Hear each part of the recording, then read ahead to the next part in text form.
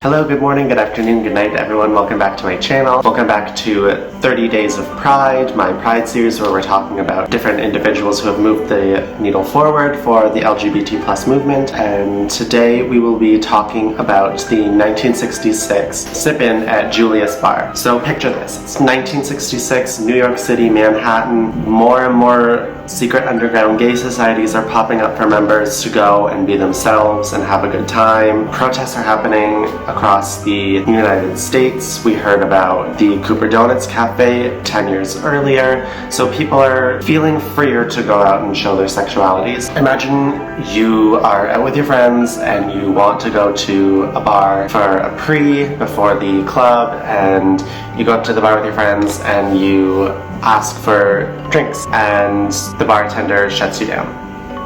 Just says you can't have any alcohol and you can't have anything to drink because we don't want your kind here. That's pretty much what this whole thing was about. A group of 4 members went into a bar called the Julius and asked for drinks for him and his friends. When he told the bartender he was gay, he was denied a drink. Basically at this time, if your bar showed any sexual deviancy, the city could come in and completely shut you down. So even if the bartender wanted to give the gay people a drink, if he wanted to keep his bar open, he would have to send them away. So these men were part of a society that I mentioned called the Manhattan Society, which was an early group for gay men to join and was dedicated to fighting gay rights at that time. Because a person's sexuality can't be as easily discerned as, say, the Jim Crow era, where you can definitely tell a person is black and you can deny them service because of their skin color. The Alcohol Board of New York made the law of sexual deviancy towards selling alcohol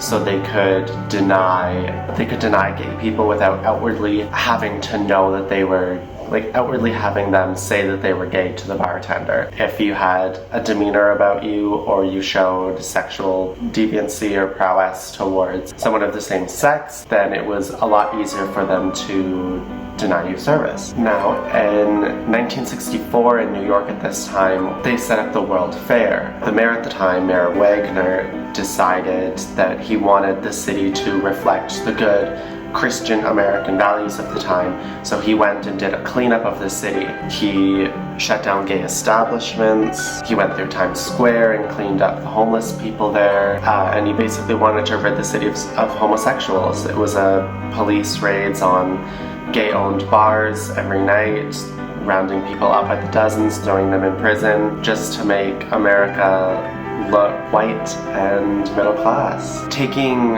inspiration from the sit-ins in the South and in many civil rights protests at this time, Dick Letch, who was the leader of the New York Machete chapter, decided that a sip-in with 2 other of his friends would be the good course of action. The whole idea of this sit-in wasn't that he just wanted to go to the bar with his friends. He wanted to make this a discrimination law against gay people. It was one of the first kind of instances of trying to change the law to allow gay people and LGBT plus people the right to file for discrimination against their sexualities. They got in touch with the civil rights lobbyists and liberation chapters in New York City to kind of do a joint thing and get their help with how discrimination laws are being passed at that time. But the state liquor law denied the claim, saying that it was up to the discretion of each bartender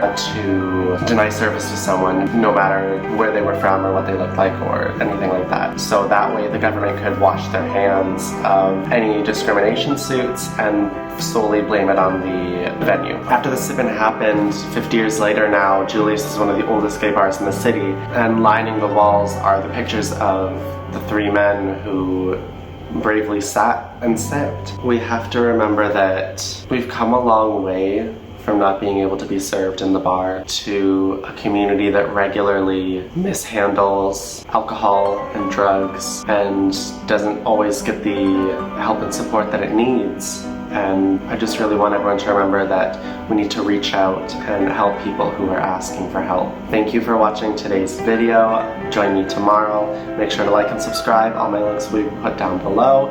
If you want to read more about the sip-in at Julia's, Google that shit. It's very, very exciting. More that I can fit into a short little video that just highlights what it is for everybody. I'll see you tomorrow with another trailblazer, and have a great night. I love you all. Bye.